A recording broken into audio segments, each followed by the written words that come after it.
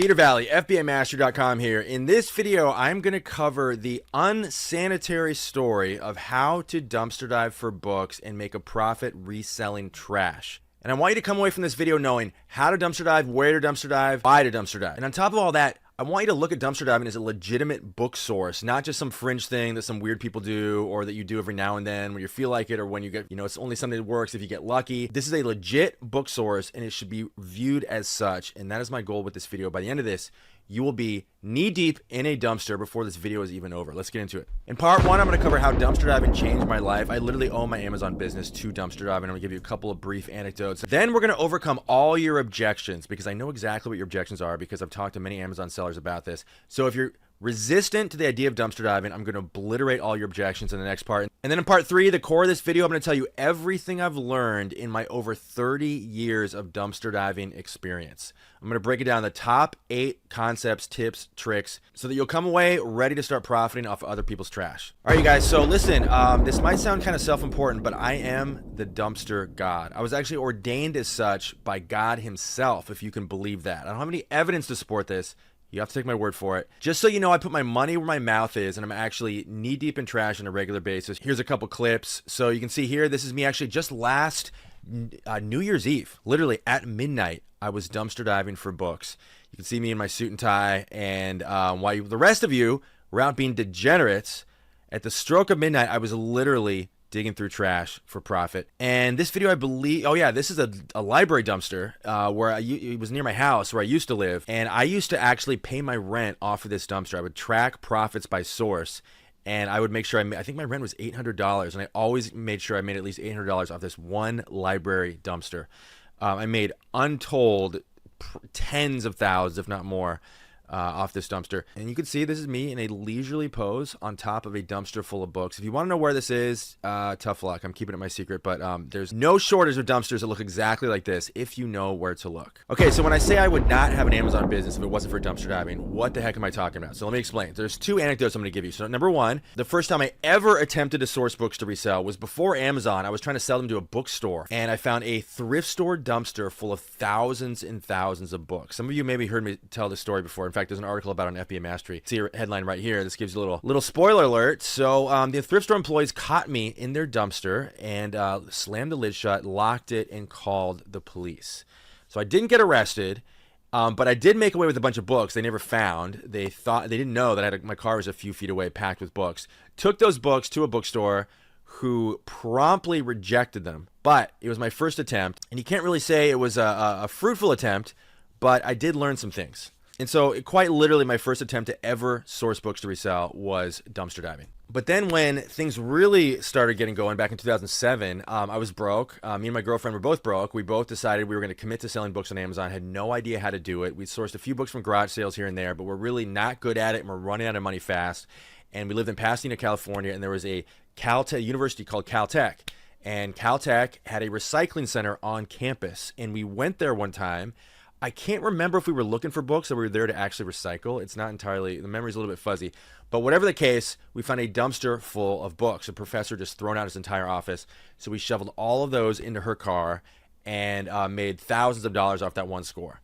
And that's when the light bulb went off, that I can actually make a living potentially off of what other people throw away. And if I hadn't got that little momentum boost back when I had actually almost literally no money, I wouldn't be here today.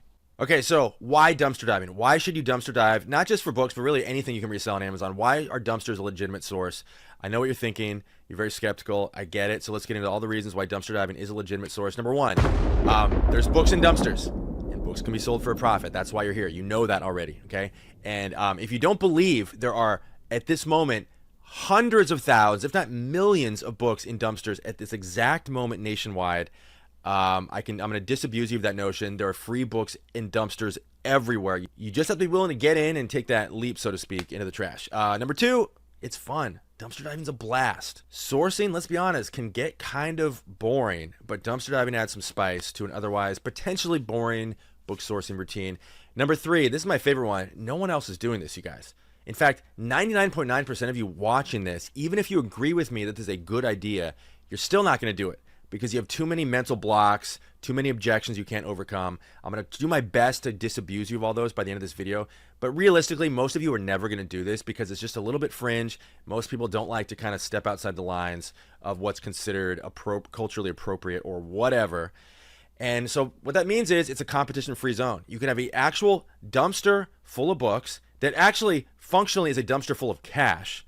You can have a dumpster full of cash in plain sight, and 99.999% of people will never make the small amount of effort to lift the lid and pull the cash out of the dumpster. It's completely insane, but if you're in that top 0.001%, a statistic I just made up out of thin air, then you stand to profit because it's a competition-free zone, and almost no one's doing this.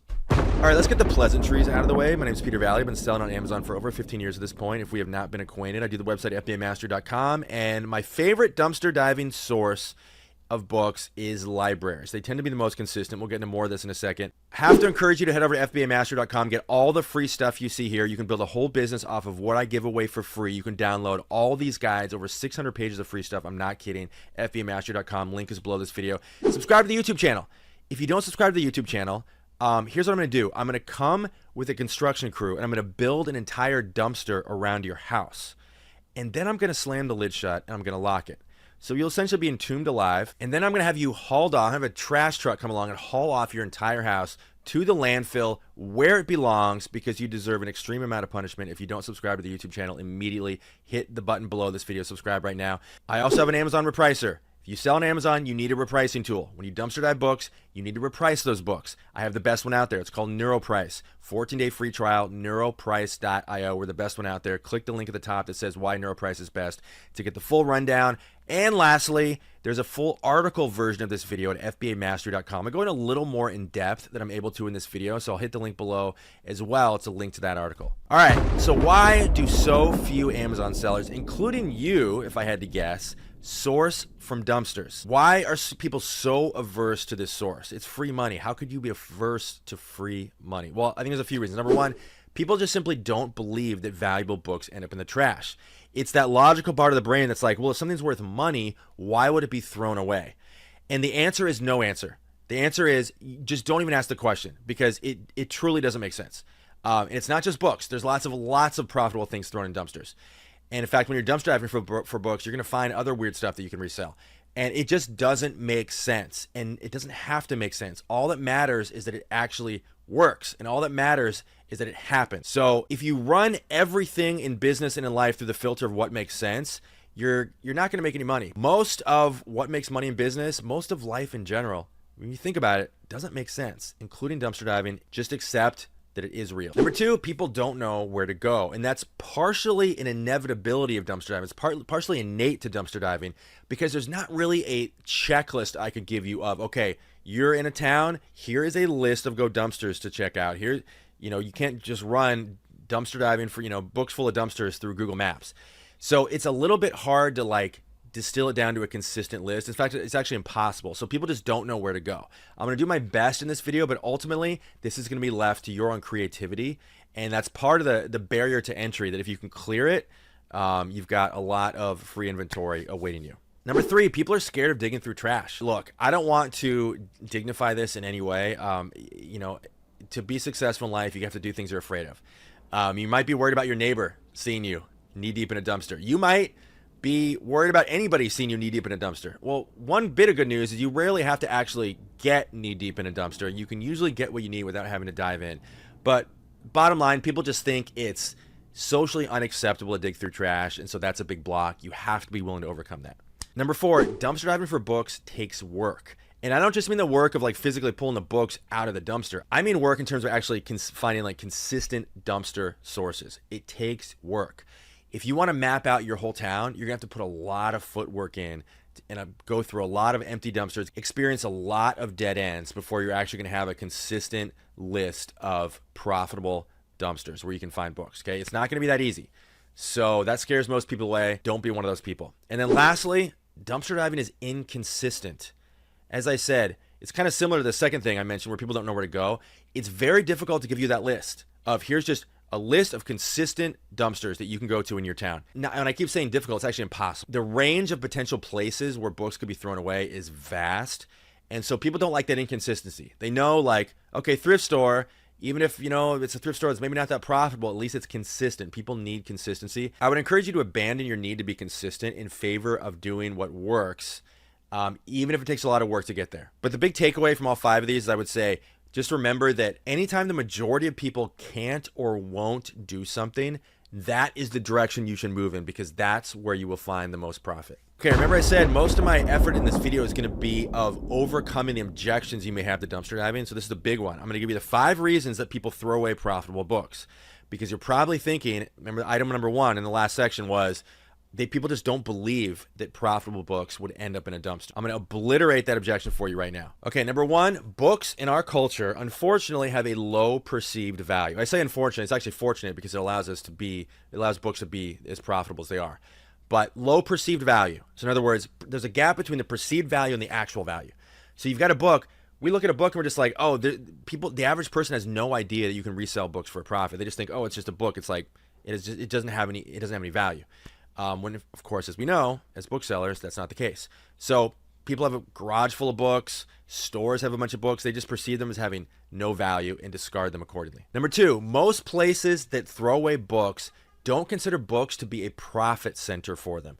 They don't consider books to be a core part of their business. So again, an obvious example would be a thrift store, but there's many, many others that throw away books, and they're not perceived as being something basically they just give attention to. They just don't give attention to it. It's kind of like, their books are just an afterthought for them. So that allows them to more easily throw books away without feeling like they're throwing something valuable away. Number 3, a lot of places, in fact, most places that sell books have more books than they can possibly sell. So one example is a bookstore. You've got people bringing in, cars full of books, and then the store is like, okay, we'll take 5% of these. And the person's like, what do I do with the other 95%? I'm just gonna leave them at the bookstore. The bookstore probably is gonna throw those away, right? Most places that sell books have more books than they can possibly sell, and the ones that can't sell end up in the dumpster. Number 4, it can be more costly to liquidate books than just throw them away. So, for example, if you've got a potential place that sells books on Amazon themselves. So as we know, you list a book FBA for I forget what the threshold is, but like $6 or less, you're actually losing money, right? The same is true if you're taking up valuable shelf space at a brick and mortar store. It's more costly for them to dedicate shelf space to books they're only going to make a few pennies on than to just throw them away. Okay, so those are the 4 reasons books end up in the dumpster. Hopefully now you've at least overcome the objection around why profitable books will be thrown away. Okay, guys, so now we're getting into it. I'm going to give you my top 8 tricks, tactics, concepts, beliefs, my top 8 from over 30 years of dumpster diving. I started dumpster diving back in high school. Again, it was just for fun back then. It had nothing to do with books, but I've learned a lot in those years. Okay, so if I had to sit someone down and give them the best advice possible, it's going to be these 8 things. So let's get into it. Number 1, the number 1 rule of dumpster diving for books to resell on Amazon is this: if there are books inside, there are books in the dumpster. If there are books inside, there are books in the dumpster. So to come up with sources of books, dumpster sources of books, all you have to do is think about who has books inside. And this is a much bigger equation than just simply thrift stores and, bookstores. I want you to really meditate on the subject. Who has books inside? When there's books inside, there's books in the dumpster. So this is the number 1 question I want you to meditate on. And in a second here, I'm going to give you a few examples of places that I think are consistent where you can dumpster dive for books. But ultimately, the dumpsters that you come up with are going to be left to what the outcome of this question is that you put to yourself, okay? Number 2, you can relax. Dumpster diving is nothing like, some sort of spelunking mission or a bank heist. Most people really overthink this.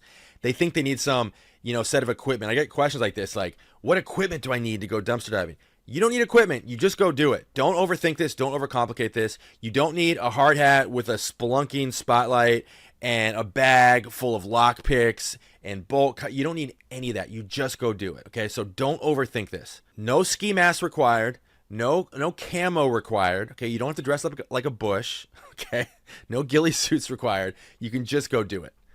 Number 3, this is a huge objection people have. They think dumpster diving is going to get them sent to jail. So I am the world's best guinea pig here. Again, over 30 years of dumpster diving. I don't even want to date myself. Way more than 30 years. If dumpster diving was illegal, I would be serving a life sentence. I have been in thousands of dumpsters. Broad daylight, dead of night, everything in between. Never once been arrested. Even when the cops came that one time, when the thrift store employees locked me in the dumpster, they still didn't arrest me, okay? So this is not an arrestable offense. Now, this is not legal advice. I'm not going to say there's no scenario on God's green earth where it's remotely possible you will ever get arrested for dumpster diving. There could be some rogue cop, right? Anything can happen, right? But you can't live life budgeting for the most extreme outlier events. Realistically, no chance you're going to get arrested. And again, I'm the world's best guinea pig here, so you don't have anything to worry about, statistically speaking, as far as I'm concerned. Okay, number 4. Now, again, just because something's not going to get you arrested doesn't mean you should flaunt it. So I do recommend stealth. I do recommend being as discreet as you need to be to get the job done, okay? Not more, not less, but just be as discreet as is reasonable to get in and out undetected. But again, you don't being undetected should not be the main metric that you're going for. Okay, it's just best to avoid courting any conflict with whether it's store proprietors, librarians, wherever you end up dumpster diving, the general public. There's always that one hero that's like, there's something weird happening here. I'm going to call the police, right? We don't like those people, but those people do exist. To the extent that it's still possible to accomplish your dumpster diving mission, be discreet. But then again, oftentimes you can't be discreet. And one rule of life that has served me very well is if you act like you own the place, then you own it. So if you're in a situation where, there's no possible option of being discreet, just go for it. And do it with confidence. Don't look over your shoulder. Act like you belong, and you do belong. You could even go as far as, I rarely do this, but I actually carry in my car like a yellow vest, like a construction worker, like neon vest. And anyone that sees anyone wearing a yellow vest just looks the other way and gives them full range to do whatever they want, because anyone in a yellow vest must be doing what they are doing. They must be allowed to be doing what they're doing. You can get away with anything when you wear a yellow vest. Again, I rarely do this, but it is an option for you if you want to put on some disguises to lend credibility. But just carry yourself with confidence. Most people assume you belong. Number 6, this is the tough love one, the brutal truth one that I was putting off towards the end of this video. There is no master checklist of dumpster sources. I know you came to this video and you're like, okay, cool. He's going to give us a checklist where I can just run down the checklist. I can shut off my brain and just go down the checklist and make a bunch of free money. So yes and no. Mostly no. Again, the range of potential places that could throw away books is vast. So what I'm going to encourage you to do, I'm going to give you a couple options here in a second that tend to be somewhat consistent, but there is no one place that I could say in every town is this dumpster that will always have books. That does not exist. Remember, that's the reason we like dumpster diving so much. It's not consistent. Most people can't handle a lack of consistency. So I'm going to give you a couple of examples of places that may or may not, but exist in your town, but are relatively consistent, okay? My favorite dumpster source, as I mentioned earlier, libraries. If you have not looked in the dumpster or trash bin or recycling bin of your local library, you should be studied in a laboratory for how one human being could be so reckless and have such a reckless disregard for free money, because a lot of libraries throw away a lot of books very consistently. And that's not just books they pull off the shelves and retire. That's books that get donated for the library book sale. And you've got these people in the back. They're oftentimes, older. They have different tastes than the average person. They throw away lots of good books simply because they believe these books are not in demand. It's like the romance novels that get put on the floor and all the really good stuff ends up in the trash. I've seen it a million times. So libraries are a fantastic dumpster to check out. And again, don't just look in the dumpster, look in the recycling bins as well. I would also encourage you to look in the dumpsters at bookstores, and especially a chain bookstore, not Barnes & Noble, not a store that sells new books, because new bookstores can return the books to the publisher for money, but used bookstores. Always, always, always, every used bookstore in your town, consistently check the trash. You will find profitable books, okay? So there's a couple right off the top to get you started, but again, I want to repeat what I said earlier. If there's books inside, there's books in the dumpster. Just have to do that equation and make a list for your own town. Number 7 has to be said. The average person has an image of dumpsters as being full of coffee grounds and half-eaten apple cores and chicken heads or fish heads or something. And that's not the case. Most places where I've dumpster dive books are cleaner than my kitchen sink, okay? Especially the recycling bins. They're just going to be paper. That's awesome. But even if they're not just paper, You're generally not bushwhacking your way through a whole bunch of, food refuse and things like that. Places that throw away books tend to not be those kind of dumpsters. If you go to an apartment complex, you're going to see something entirely different. But you don't need to put on a biohazard suit. Not necessary almost all the time. Number 8, often the very best books end up in the dumpsters. I can't explain it. It's the weirdest thing. I mentioned earlier about how library book sales will often throw away the best books in favor of putting out the really fast-selling, John Grisham, Stephen King novels on the floor. And the books that are niche, which obviously the ones that are most valuable, they don't perceive them as being, books that are going to sell. And if they got limited floor space for the library book sale, they'll just throw away the best books. It actually literally more often than not works out that way. The best stuff ends up in the trash because, again, just to really drive the point home, what's profitable on Amazon are the niche titles. The niche, that's the opposite of what sells in a brick and mortar setting. Literally the opposite. So the interests of the Amazon seller are directly at odds with the interests of the brick and mortar store. The brick and mortar store wants to sell fast moving titles, the mainstream titles. A Amazon seller wants to sell the niche titles. Okay, so it's opposite markets in a lot of ways, which is great for us because it means the best books often end up in the dumpster. All right, you guys, be the hero of your own story. I have no idea why I wrote this. It just sounded cool. Be the hero of your own story. Get in the dumpster, make a bunch of money. You now have a 3-part mission. We're not done yet. 3-part mission. Are you ready? Mission number 1, subscribe to the YouTube channel. I told you the fate that will befall you if you don't. You've got a few more seconds left to subscribe or else I will build a dumpster around your house. Mission number 2, get all the free stuff you see here at fbamaster.com. Link below this video. Mission number 3, you need a repricing tool. I have the best one out there. Neuroprice.io, 14-day free trial. Click the link that tells you all the reasons Neuroprice is the best tool at neuroprice.io. Link is also below this video. Lastly, take what you learned in this video and go make money with it. If you are merely entertained by this video, you have wasted your time. You have insulted me gravely. You must actually put this into practice. Go find dumpsters, get inside them, and profit. Thank you guys. This is Peter Valley signing off. See you in the next video.